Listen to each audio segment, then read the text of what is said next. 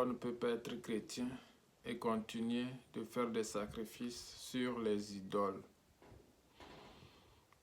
Certains chrétiens disent qu'ils ne peuvent pas abandonner les choses que leurs grands-parents faisaient.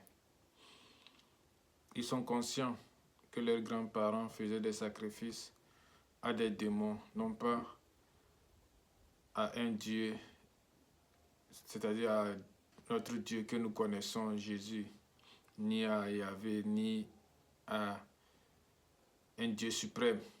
Ils faisaient des sacrifices à des démons qu'ils connaissaient. Et quand ils sont chrétiens, ils disent s'ils abandonnent de faire ce que leurs grands-parents faisaient, ils seront menacés. Cela ne doit pas être le cas chez toi, mon frère. Quand on devient chrétien, on renonce à toutes les pratiques ancestrales. Jésus nous a libérés sur la croix. Nous ne devons pas avoir peur. Nous devons mener le combat contre les principautés, les esprits, les choses cachées dans les ténèbres.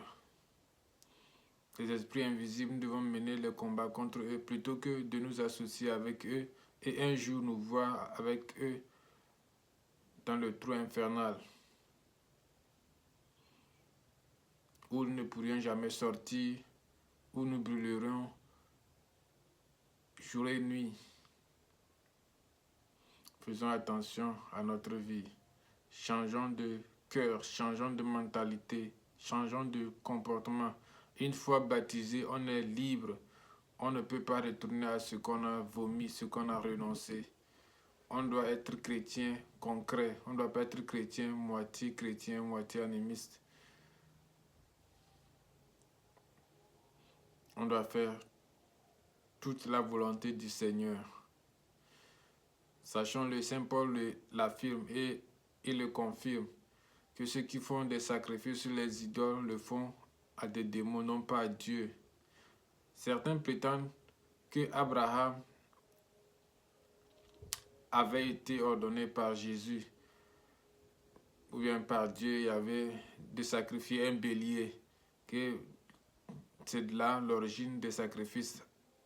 Oui, c'est vrai, Abraham avait fait un sacrifice, mais Jésus en a fait un sacrifice suprême qui dépasse tout autre sacrifice. Et nous n'avons pas ce droit de faire un autre sacrifice à part celui de Jésus.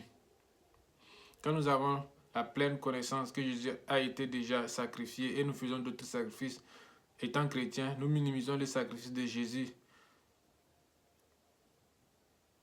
Et nous serons pénalisés là-dessus. Nous rendrons compte à Dieu sur ces sacrifices que nous faisons à part le sacrifice de Jésus.